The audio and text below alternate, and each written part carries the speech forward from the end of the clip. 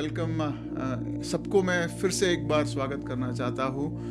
परमेश्वर आप सबको आशीष करे। हम एक सीरीज सीख रहे हैं, दूसरे पत्रोस का पुस्तक पहला अध्याय, उसका 5, 6, 7 और 8 ये वाक्य में से हम सीख रहे हैं।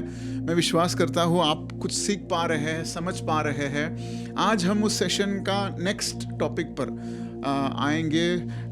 जब हमने स्टार्टिंग में जब पढ़ा तो उसमें आपको बताया कि कैसे 8 चीज़ों के बारे में प्रेरित पत्रोस हमें बताता है कि एक मसीह जीवन में ये 8 गुण जो है एक मसीह व्यक्ति के अंदर होना बहुत ज़रूरी है। और पत्रोस ये कहता है कि ये गुण इसलिए कि केवल आप दूसरे को बताएं, परंतु इसलिए ताकि हम ये अधिक मात्रा में और पाता रहे हमारे जीवन में, और मसीह यीशु में हम इफेक्टिव और प्रोडक्टिव बने। उस वाक्य को फिर से हम जरा पढ़ेंगे। दूसरा पत्रोस का पुस्तक पहला अध्याय, उसका 5, 6, 7 और 8वां वाक्य। ये बार बार अब तक तो आपको बाय हार्ट हो जाना चाहिए, फिर भी हम इसलिए पढ़ रहे हैं ताकि आपको मन से ये पूरा बाय हार्ट हो जाए। इसलिए अपने विश्वास में उत्तम गुणों को तो हमने पहले दिन विश्वास के बारे में पढ़ा, उसके बाद विश्वास के साथ उत्तम गुणों के बारे में भी हमने पढ़ा। उत्तम गुणों में ज्ञान को, उत्तम गुणों में ज्ञान को, नॉलेज को, उसके बारे में हमने पढ़ा। ज्ञान में आत्मसंयम को, और पिछला संडे हमने आत्मसंयम के बारे में सीखने की कोशिश की। आत्मसंयम में धैर्य को, और आज हम धैर्य के बारे में, या इंग्लिश में परसिस्टेंस या परसिवियरेंस, इस विषय में हम आज सीखेंगे आगे।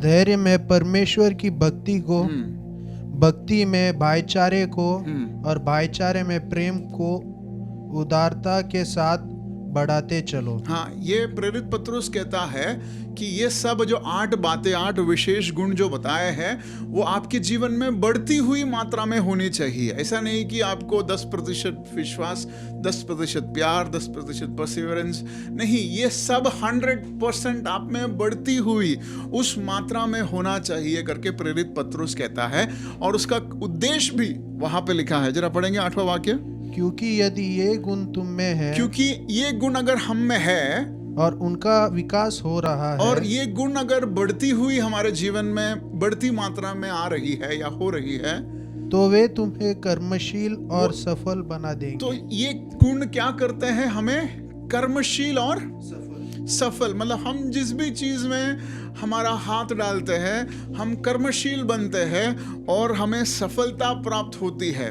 तो क्यों सीखने का जरूरी है? क्योंकि कर्मशील और सफल किसे नहीं बनना है? क्या आप हाथ ऊपर करेंगे कि कौन कौन लोग हैं जो सफल नहीं बनना चाहते हैं? कोई नहीं, सबको सफलता की जरूरत है। आमीन। तो पत्रोस कहता है कि कर्मशील और सफलता, और किसमें कर्मशील और सफलता?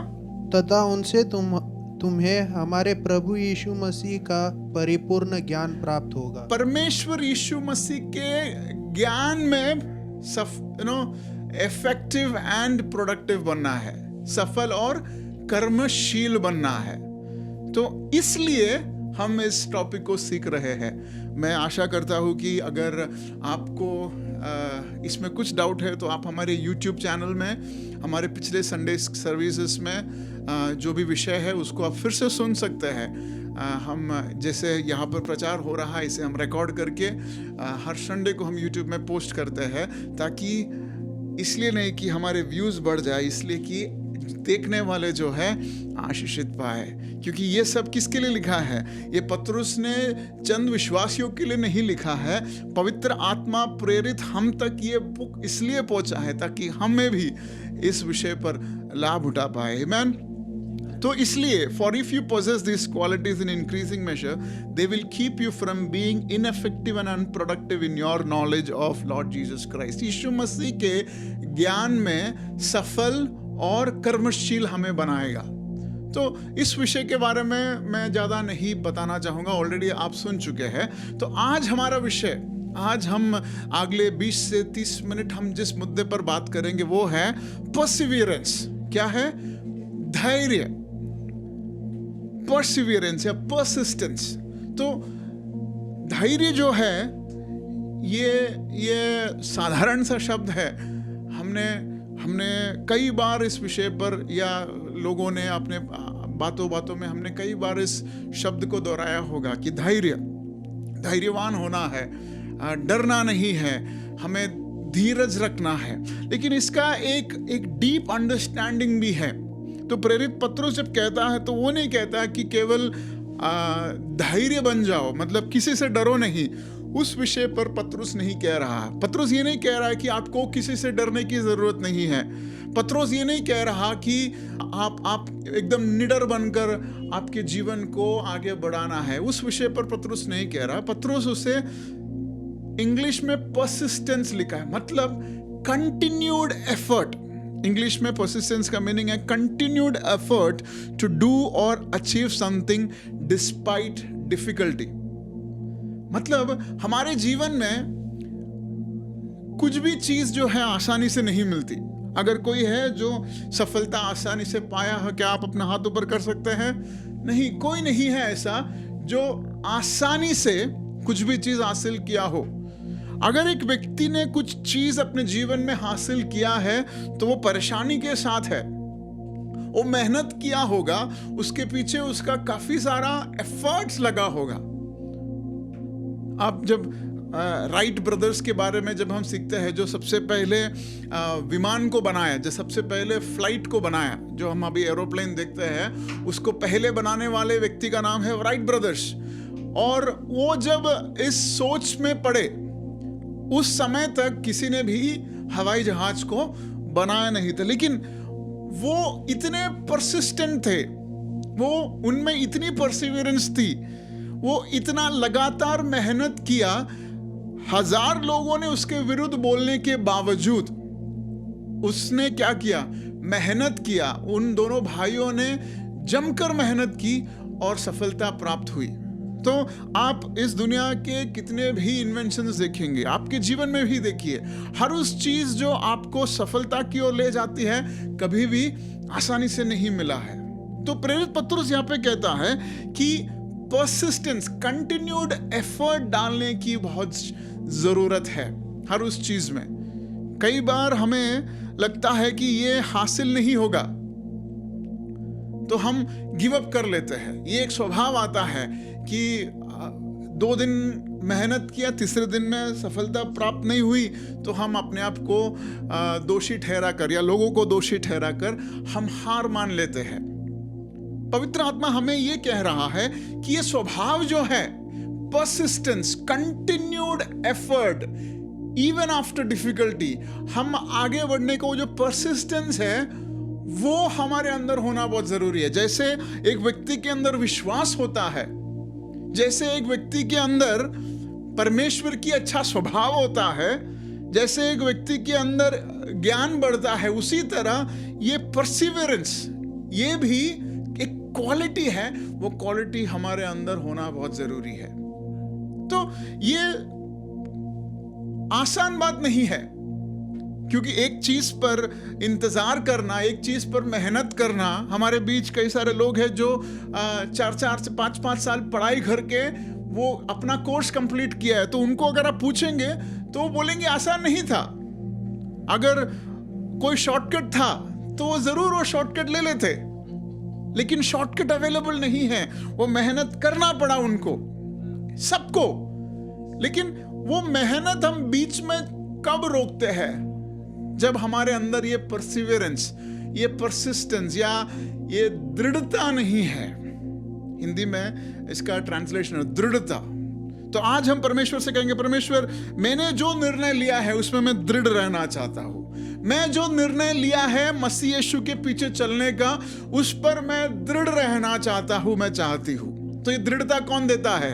ये परमेश्वर देता है। लेकिन परमेश्वर के वचन में ये दृढ़ता पाने का एक जरिया दिखाया है, वो उसके बारे में हम जल्दी पढ़ेंगे। फिर नए नियम से हम एक चीज को पढ़ेंगे और उससे परमेश्वर की आत्मा द्वारा प्रेरित एक संदेश आपको मैं पहुंचाकर आज का सेशन खत्म करूंगा। अपना ध्यान जेम्स का पुस्तक, याकूब का पुस्तक, उसका पहला अध्याय, उसका 2 वाक्य हम पढ़ेंगे। इंग्लिश में पढ़ूंगा। Consider it pure joy, my brothers and sisters, whenever you face trials of many kinds, because you know that the testing of your faith produces Perseverance मतलब दृढ़ता कैसे हमारे जीवन में आता है, उसके बारे में याकूब के पुस्तक में लिखा। अगर आप परेशानी में पड़ते हो तो इस तरह आनंद दिखाओ कि आपको 1.5 करोड़ की लॉटरी लग गई है। क्या यह संभव है? हम बोल सकते हैं जेम्स जो है उसको लिखने के लिए लिख दिया, उसको क्या पता मेरे जीवन का परेशानी क्या है, उसको क्या पता कि कल मैं कैसे फेस करने वाला है, उसको क्या पता हमारे कलीसिया के बारे में। वो लिखने के लिए लिख दिया। क्या लिख दिया उन्होंने कि जब तरह तरह के ऑफ मेनी काइंड्स, एक तरह का नहीं, मतलब क्या, शायद परिवार से, शायद दोस्तों से, शायद गवर्नमेंट से, शायद अपने अंदर से, शारीरिक आत्मिक, कितना भी परेशानी क्यों ना हो उस पर आनंद मनाओ। हिंदी में जरा पढ़ेंगे हम फिर से एक बार। हे मेरे भाइयों, हे मेरे भाइयों, जब कभी तुम तरह तरह की परीक्षाओं में पढ़ो, हाँ परीक्षाओं में पढ़ो, तो इसे बड़े आनंद की बात समझो। इसे बड़े आनंद की बात समझो। क्यों आनंद की बात समझे? आगे, क्योंकि तुम यह जानते हो कि तुम्हारा विश्वास जब परीक्षा में सफल होता है तो उसे धैर्यपूर्ण सहन शक्ति उत्पन्न होती है। हाँ, तो उसमें धैर्यपूर्ण सहन शक्ति उत्पन्न होती है। तरह तरह की परीक्षाओं में, परेशानियों में, मुसीबत में जब हम पढ़ते हैं तो उस मुसीबत द्वारा प्रेरित याकूब कहता है कि उसकी वजह से धैर्य उत्पन्न होता है। तो अभी पता चला क्यों तरह तरह की परेशानियां होती है, ताकि हम धैर्यशील बने। ताकि हम क्या बने? धैर्यशील बने। परमेश्वर की खूबी है धैर्यशीलता। ये पत्रुस जो 8 खूबी के बारे में वहां पे लिखा है वो क्या है? अगर आप गौर से ध्यान देंगे तो यीशु मसीह का स्वभाव है वो 8 चीज एक से एक यीशु मसीह का स्वभाव है। तो धैर्यता क्या है? यीशु मसीह का स्वभाव है। तो जब हम परेशानी से गुजर रहे हैं, trials of many kinds, oh come on, तो क्या होता है? हम परमेश्वर यीशु मसीह के स्वभाव में बन रहे हैं। अब बोलो, ट्रायल्स की जरूरत है या नहीं? वी नीड ट्रायल्स, हमें ट्रायल्स की जरूरत है। खुशी के साथ हम फेस करते हैं। क्योंकि हमें पता है कि ये हमें यीशु मसीह जैसा बना रहा है। हालेलुया। तो परसिवियरेंस, दृढ़ता हम में आ रही है। तो जब चेलों के जीवन में ऐसी घटना घटी तो आप देख सकते हैं कई सारे चेलों को आप उनके जीवन में जब देखते हैं तो ऐसे घटनाओं से परमेश्वर ने उन्हें तैयार किया। तो क्या ये घटना परमेश्वर से है? नहीं, ये हमारे जीवन में नियुक्त है। परमेश्वर हमें दृढ़ बना रहा है, तो पहले ही दृढ़ बन जाओ ताकि ऐसे ट्रायल्स जो है आने की जरूरत ना पड़े।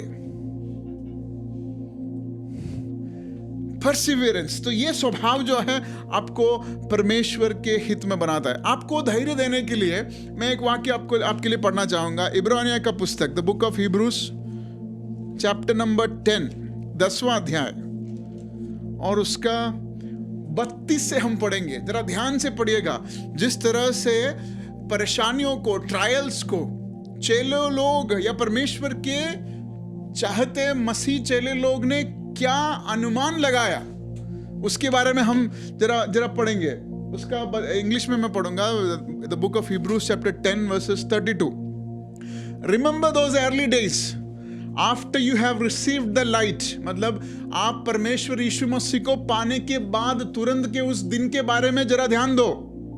When you endured a great conflict full of suffering, मतलब चेलों को यीशु मसीह की उस तेजों में जीवन का प्रदान होने के बाद उनके जीवन में कई सारी परेशानी आई थी।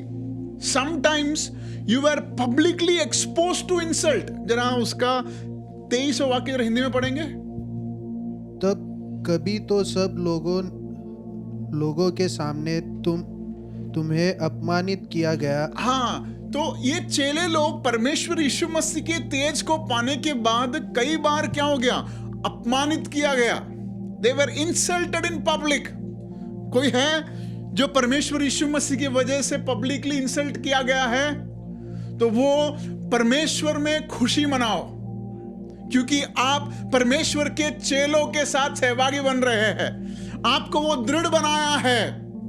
आपको अगर किसी ने कहा इस मसीह यीशु को छोड़ो, अगर नहीं छोड़ेंगे तो तुम्हारा मजाक अगर बनाया है, तो प्रेरितों के भाषा में क्या है?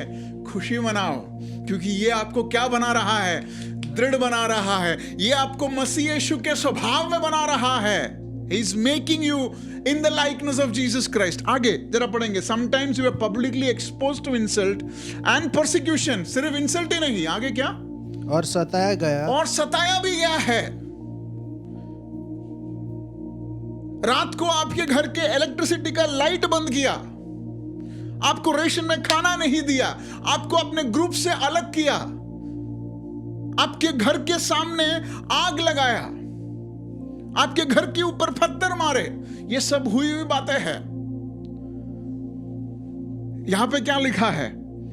Sometimes you are publicly exposed to insult, persecution. At other times you stood side by side with those who were so treated. कई बार आपको इंसल्ट मारा, क्यों? क्योंकि आपने यीशु मसीह के नाम को अपनाया। कई बार आपके साथी जो यीशु मसीह के नाम को अपनाया, उनके विरुद्ध भी। तो यहाँ पे चेलों के जीवन में क्या हुआ था? केवल अपमान नहीं, केवल अकेलापन नहीं, कुछ लोग तो बंदी बनाकर कारागृह में गए। अब तक तो हमारे जीवन में, हमारे कलीसिया में इतना तो किसी ने सहा नहीं कि यीशु मसीह की वजह से, यीशु मसीह के विश्वास के वजह से, यीशु मसीह पर विश्वास की वजह से लोगों ने उसे कारागृह में तो बंद नहीं किया, लेकिन चेलों के जीवन में ऐसी बात घटी थी। और वैसे ही नहीं, अपने संपत्ति भी खो बैठे। वहां पे लिखा है इंग्लिश में confiscated, confiscation of your property. अपने संपत्ति को भी खो बैठे। क्यों? क्योंकि उसने यीशु मसीह को अपनाया। आगे जरा पढ़ेंगे, confiscation of property, because you knew that you yourself had a better and lasting possession. क्यों वे खुश थे? जब अपनी संपत्ति को वो खोए, जब अपनी सेहत को वो खोए, जब वो अकेला पड़े, जब लोग उन्होंने इंसल्ट किया, तो वो खुशी खुशी क्यों सहा? क्योंकि उनकी खोई हुई संपत्ति से बढ़कर एक संपत्ति उनको मिलना था, क्योंकि टिकाऊ संपत्तियां है। हालेलुया। स्नेहा सिस्टर, क्या आपको सुनाई दे रहा है ये बातें? आमेन। टिकाऊ। यहां के लोग टिकाऊ नहीं है, बिकाऊ है। यहां की संपत्ति क्या है? बिकाऊ है। लेकिन बिना बिकाऊ टिकाऊ संपत्ति का हकदार कौन है?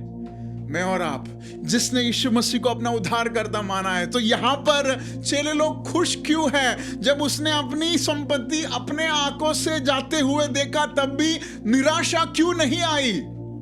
क्योंकि उन्हें पता था कि उनका जीवन का आधार बिकाऊ संपत्ति नहीं है, पर एक टिकाऊ संपत्ति है, जो उनका विरासत जो स्वर्ग में है। तो ये हमें जोश में देना चाहिए, ये हमें एक्साइट करना चाहिए कि my possession is not saleable property, it is an imperishable property जो स्वर्ग में है। आमेन। तो ये था चेलों का विश्वास और धैर्य, और इसलिए हम देखते हैं कि वे धैर्य में बढ़े। तो प्रेरित पत्रुस जब कहता है कि हमें परसिस्टेंट होना है, तो और एक लेवल में ऊपर आपसे कहना चाहता हूं। तो ये परसिस्टेंस जो है, वो ना केवल दृढ़ हमें बना रही है, या ना केवल हमारे मसीह यीशु को जानने से जो परेशानी होती है उससे केवल हमें सेल्फ डिफेंस के लिए दृढ़ नहीं बनाता, परंतु दूसरे एक स्तर पे, आप जरा ध्यान से सुनिएगा, हमें अटैक करने के लिए यह जरूरी है। तो ये दृढ़ता जो है वो हमें संभालता है, किसमें? कई सारी परेशानियों में हमें दृढ़ बनाकर हमें मसीह यीशु के संबंध में हमें दृढ़ रखता है, उसी समय ये दृढ़ता जो है हमें शैतान के राज्य में वार करने के लिए भी तैयार करता है। कैसे? जल्दी से हम लूकोस का सुसमाचार में जाएंगे। लूकोस का सुसमाचार उसका 18 अध्याय, लूकोस का सुसमाचार उसका 18 अध्याय, एक स्त्री के बारे में यहाँ पे लिखा है और उस अध्याय में से हम परसिवरेंस के बारे में कुछ सीखेंगे। The gospel of Luke chapter 18 and verses 1 to 8. Then Jesus told his disciples a parable to show them that they should always pray and not give up. तो अब तक जो मैंने कहा, ये आप मानो या ना मानो, आपके अंदर दृढ़ता आ गई है।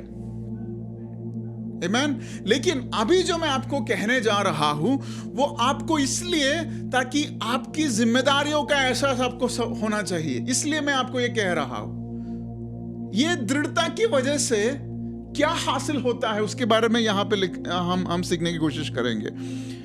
Then Jesus told his disciples, तो ये यीशु मसीह जो है अपने चेलों से कुछ चीजें कह रहा है। कहता है कि जब तुम प्रार्थना करते हो, क्या करते हो? हाँ, तो गिव अप नहीं करना। जरा हिंदी में पढ़ेंगे उसका 18 अध्याय पहला वाक्य।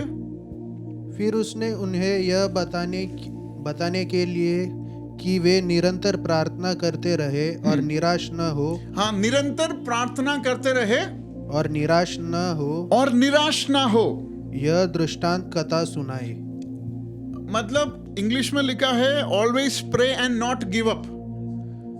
निरंतर प्रार्थना करो और निराश मत हो। निराश मतलब अगर प्रार्थना का उत्तर नहीं है तो निराश मत हो। आगे वह बोला, किसी नगर में एक न्यायाधीश हुआ करता था। हाँ, he said in a certain town there was a judge, एक न्यायाधीश था, who never feared God nor cared what people thought. वो ना परमेश्वर से डरता था ना लोगों की कदर करता था। तीसरा वाक्य, उसी नगर में एक विधवा भी, उसी नगर में, जिस नगर में ये न्यायाधीश था उस नगर में कौन था? विधवा, एक विधवा थी।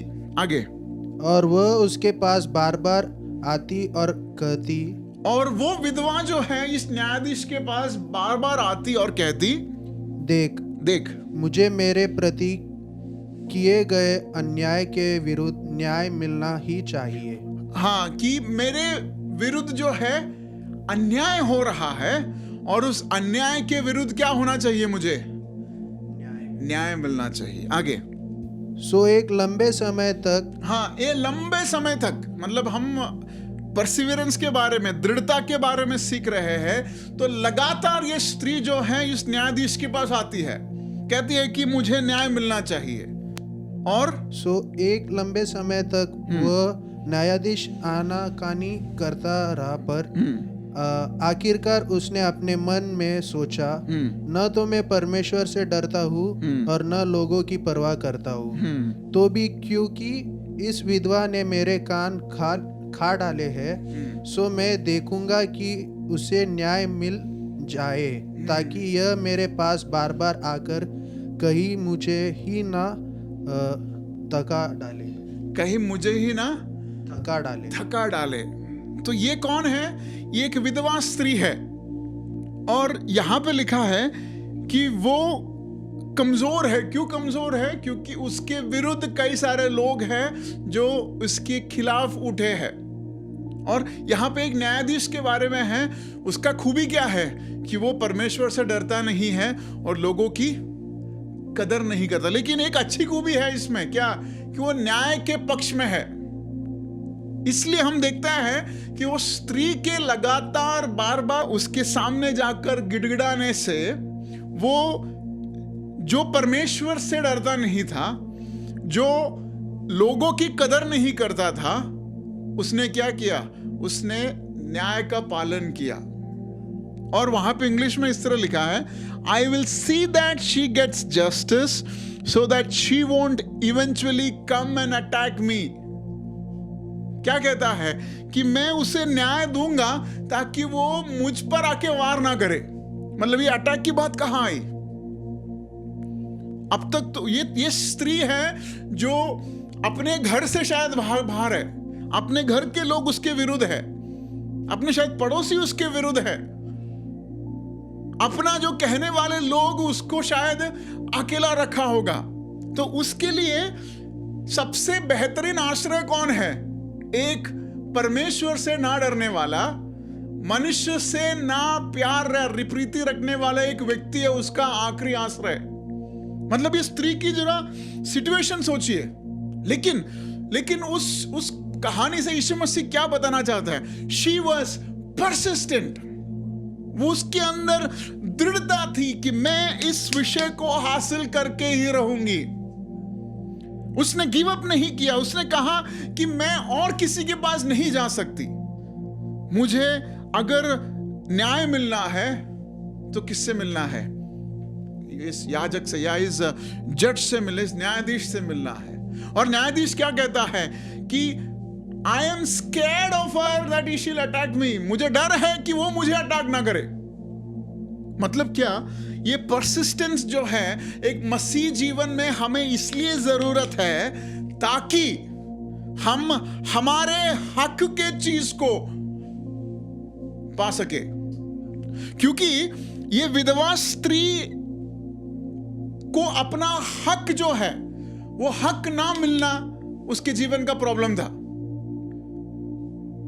वहां पे क्या लिखा है? एडवर्सरीज वर अगेंस्ट हर, मतलब उसके खिलाफ था। मतलब वो जो कि विधवा हो गई है, उसका सहारा जो चला गया है, इसकी वजह से उसका खुद का जीना हराम हुआ है, उसका हक जो है चला गया है, तो वो हक के लिए लड़ रही है। तो मसीह यीशु के चेले जो हम और आप हैं, परमेश्वर हमारे अंदर दृढ़ता इसलिए देना चाहता है ताकि हमारे हक की चीजें हम लड़कर हासिल करें।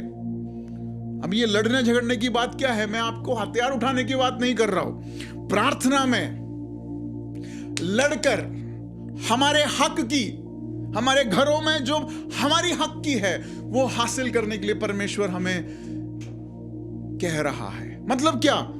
आपका हक क्या है? आपकी घर की शांति आपका हक है। अगर वो भंग हो गई है तो परमेश्वर कहता है बी परसिस्टेंट, दृढ़ बनो और उसे हासिल करो। अगर आपकी जीवन का सेहत अगर शैतान ने चुरा के लेके गया है तो बैठो, प्रार्थना करो और उसे वापस हासिल करो। अगर आपकी नौकरी अगर शैतान ने खा गई है, आपका प्रॉस्पेरिटी अगर शैतान खा गया है, तो परमेश्वर की आत्मा आपको चेतावनी दे रहा है, be persistent in fighting and getting it back. Don't give up. ये स्त्री ऐसा नहीं कि सिर्फ मंडे को गई, ऐसा नहीं कि वो सिर्फ संडे को गई, ऐसा नहीं कि जब उसको मूड किया तभी गया। वो बार बार लगातार गई, इतना गई कि उसको लगा कि ये अभी मेरे को अटैक करने वाला है। So perseverance in your life will only begin till the point the enemy realize that he is under threat. आपके दृढ़ता से शैतान के राज्य को क्या होना चाहिए? डर लगना चाहिए। That is when we can declare that we are persistent. हमारा प्रार्थना में इसको क्या, ये जज को क्या पता चला? He thought that he is going to be attacked. उसे जो है अटैक करने वाला है। So this is what the Holy Spirit is asking us. हमारे कलीसिया में परमेश्वर की आत्मा हमें यह चेतावनी दे रहा है, Let the kingdom of darkness know that there is a generation who is persistent to get what is rightly belonging to them. एक पीढ़ी है जो अपना हक का वो लड़कर वापस लेके आएगा इन प्रेयर। किसी युद्ध के औजार से, किसी फेसबुक पोस्ट से या दूसरे के धर्म को गलत बोल के नहीं, घुटनों में बैठकर प्रार्थना करके। Let the kingdom of darkness know that there is a generation rising who is sitting on their knees and persistent enough to take charge of what belongs to them. जो अपने हक का है, अपने हक का क्या है?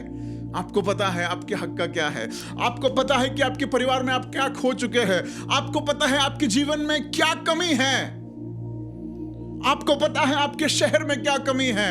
आपको पता है आपकी कलीसिया में क्या कमी है? अब पवित्र आत्मा आपसे अगुवाई कर रहा है, be persistent in letting the devil know that you are at war with him.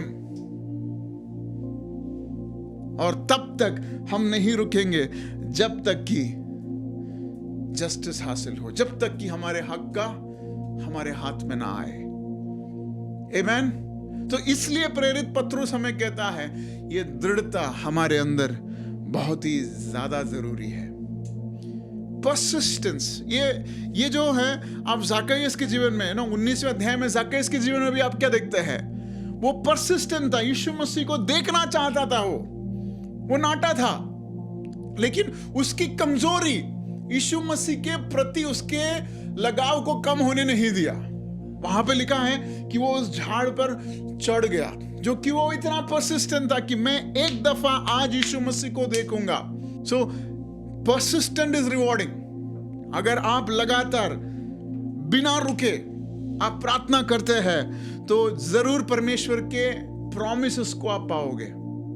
अगर परमेश्वर के दास ने आपको कहा है कि चंगाई आपका हक है और अब तक आप चंगा नहीं हुए हैं, तो क्या कारण है? आप प्रार्थना अब तक नहीं किए हैं। आप प्रार्थना करवा रहे हैं, आप नहीं कर रहे। आप बोल रहे फादर प्रार्थना करो, लेकिन आप नहीं कर रहे हैं। परमेश्वर आज आपको ये चेतावनी दे रहा है, यस हम आपके लिए जरूर प्रार्थना करेंगे, आप बोल सकते हैं हमें प्रार्थना करने के लिए, लेकिन अगर हम 5 मिनट प्रार्थना करते हैं तो 50 मिनट आपको प्रार्थना करना है। परमेश्वर आज मेरे हक का पाकर ही मैं जाऊंगा। कितने लोगों को ये संदेश समझ आ रहा है? हालेलुया। समझ आ रहा है आपको क्या संदेश है? कि मेरे हक का जो परमेश्वर ने जो वायदा दिया है हमें वो हासिल होना है। तो इस विधवा स्त्री की तरह हमें प्रार्थना के लिए तैयार होना है। कितने लोग इस संदेश के सामने अपने आप को सौंपेंगे, कहेंगे कि I am done with my life of living below poverty line, I am done with my life of living without peace, I am done with my life of repetitive sin, I am done. आज एक बढ़ोतरी मुझे चाहिए। तो उसके लिए पवित्र आत्मा कहता है the only way is perseverance, the only way is perseverance, try hard, pray hard. अगर आपको असंभव लगता है आप घुटने में बैठो। पास्टर लिजन के पास आपके लिए कोई भी हल नहीं है। अगर किसी ने आपका 2 लाख रुपए लिया वापस नहीं लौटा रहे हैं, आप घुटने में बैठो। अगर आप दवा खाने के बाद भी तंदुरुस्त नहीं हो रहे हैं, घुटने में बैठो। अगर शांति चाह कर भी आप चुप बैठते हैं, फिर भी अशांति घर पे है, घुटने में बैठो। आप चाह कर भी अच्छे चीजें नहीं हो रहे हैं, sit in your knees, be persistent in your prayer life. पवित्र आत्मा हमें अगुवाई दे रहा है, let's be persistent in our prayer life. आपका बिजनेस सक्सेस नहीं हो रहा है, सेल्स क्लोज नहीं हो रहे हैं, sit in your knees. नए आइडियाज नहीं आ रहे हैं, sit in your knees. Openings नहीं हो रहा है, sit on your knees. क्योंकि आप परसिस्टेंटली लड़ेगा, the kingdom of darkness will know that I can't hold him anymore. शैतान के राज्य को पता चलेगा कि एक सीमा के बाद मैं इसे पकड़ नहीं रख सकता। और उस न्यायाधीश ने जिस तरह हार मान लिया, उसी तरह आपकी संपत्ति को, आपकी रक्षा को, आपकी शांति को, आपके आशीष को जो पकड़ के रखा है, वो शैतान, वो न्यायाधीश कहेगा अब बस, अब नहीं होगा, because I can see a persistent believer. अब मैं और रोक नहीं सकता, क्योंकि वहां पर एक दृढ़ विश्वासी है जो गिव अप नहीं कर रहा। कितने लोग हैं जो मेरे साथ कहेंगे कि मैं वो दृढ़ विश्वासी बनना चाहता हूं जो बीच रास्ते में हार नहीं मानूंगा, बीच रास्ते में हार नहीं मानूंगी। Thank you Jesus, thank you father. Father, I want to be that persistent leader, Lord. I want to be that persistent man. I want to be that persistent believer of you, Lord. मैं चाहता हूं कि परमेश्वर मैं बनूं प्रार्थना में लगातार लड़कर जीत को हासिल करने वाला बनना चाहता हूं परमेश्वर। मेरे साथ हमारे कलीसिया के कई और जुड़ना चाहते हैं परमेश्वर, तो उसके लिए हमें तैयार करें। Help us to be persistent, Lord. We thank you because you are giving us grace. हमें तू आशीष दे रहा है, इसलिए हम धन्यवाद करते हैं। हमारे कलीसिया के सारे सदस्यों को आपके हाथों में रखते हैं। जो शैतान ने हमारे हक का जो चुरा कर रखा है, we are going to fight it and take it back. हम लड़कर, हम मसीह में प्रार्थना में लड़कर हम फिर से उसे हासिल करने वाले हैं। उसके लिए तो हमें तैयार करने वाला है, इसलिए धन्यवाद। हमारे सेहत को हम फिर से वापस लेते हैं। हमारा घर हमारा हक है, मेरा सेहत मेरा हक है। My business is my right. My church is my right. My family, my marriage is my right. My children are mine. The enemy cannot touch it. शैतान नहीं छू सकता। राखालाबा शांतारामनाला रदिनिया तिबिडियांतमनोगलोरोदोरबा फ्रेबोनियांतमनालारायति तिखिरियांतमना। Thank you Jesus. परमेश्वर तू हमें सहायता कर रहा है, इसलिए धन्यवाद। हमारे आत्मिक स्तर में एक नई जिम्मेदारी को तू दे रहा है, इसलिए धन्यवाद। मैं देख रहा हूं कि कई सारे लोग परमेश्वर घुटने में बैठने का, प्रार्थना करने का एक नया स्वभाव दे रहा है। हालेलुया। हो रमना हादिरी बिनियांतमनगा लेरो बनियांतमनगा लियालतबरगा। जब एस्तेर को एक बड़ी चुनौती आई, जब इज़राइल राज्य का अस्तित्व या इज़राइल यहूदियों का अस्तित्व खतरे में था, तो हम देखते हैं एस्तेर कहती है कि आइए हम मिलकर उपवास और प्रार्थना करें। और हम देखते हैं कैसे कि उनकी प्रार्थना के बदौलत राजा का नींद खराब हुआ और राजा ने एक पुस्तक खोला और उसकी वजह से जो यहूदियों के खिलाफ जो निर्णय लिखा गया था, जिसकी वजह से वो निर्णय लिखा गया था, उसी को उसके ही प्लान में परमेश्वर ने खत्म किया। तो आज मैं आपको प्रार्थना के साथ आपको यह अगवा करता हूं। I encourage you to declare a fast. मैं एक पवित्र आत्मा निर्भर होकर आपसे मैं एनकरेज करता हूं, declare a fast and pray for the next few days, the next few weeks, कुछ हफ्तों के लिए। I see this legs growing. मैं देख रहा हूं कि प्रार्थना के लिए हमारे पैर परमेश्वर तंदुरुस्त कर रहे हैं। कितने प्रार्थना के योद्धा है हमारे कलीसिया में, क्या मैं उनका हाथ देख सकता हूं? कैन आई सी वॉरियर्स जो प्रार्थना करने के लिए तैयार है? क्या मैं उनका हाथ देख सकता हूं जो हमारे साथ प्रार्थना करेंगे, कहेंगे कि I am not going to give up, मैं हार नहीं मानने वाला, मैं हार नहीं मानने वाली। जो परमेश्वर ने कहा है, जो मेरा है वो मेरा है। हालेलुया। रमना हदुरी बिनियालतमना। परमेश्वर हम तैयार है, तूने हमें तैयार किया है, इसलिए धन्यवाद। सारी महिमा और आदर सिर्फ आप ही को मिले, यीशु मसीह के नाम में। Amen, amen. God bless you. परमेश्वर आप सबको आशीष करे। But this is an instruction. आपको एक इंस्ट्रक्शन दे रहा हो पवित्र आत्मा में निर्भर होकर। The next season will be a season of prayer. The season will be a season of fasting and praying. जरूरी नहीं कि आपको 3 दिन या 3 हफ्ते या 2 हफ्ते करना है, जैसे पवित्र आत्मा को अगुवाई करता है। अगर एक टाइम का भी स्किप करे, the fact is और the importance of priority क्या है कि आप परमेश्वर के उपस्थिति में बैठे और परमेश्वर के वायदा जो आपको परमेश्वर ने दिया है, वो 10 साल पूरे होने या 10 साल को तक इंतजार करने की जरूरत नहीं है। It has a God time, it has a God season, it has a God, क्या बोलते हैं उसको, एक परमेश्वर नियुक्त समय है, गॉड अपॉइंटेड टाइम है। उसमें पूरा होने के लिए our responsibilities to start praying and fasting. तो क्या हम भी कुछ समय परमेश्वर के वायदों को हमारे जीवन में पूरा होने के लिए can we fast and pray? I encourage you all for this. मैं आपको उसके लिए इनवाइट करता हूँ। God bless you. परमेश्वर आप सबको आशीष करे।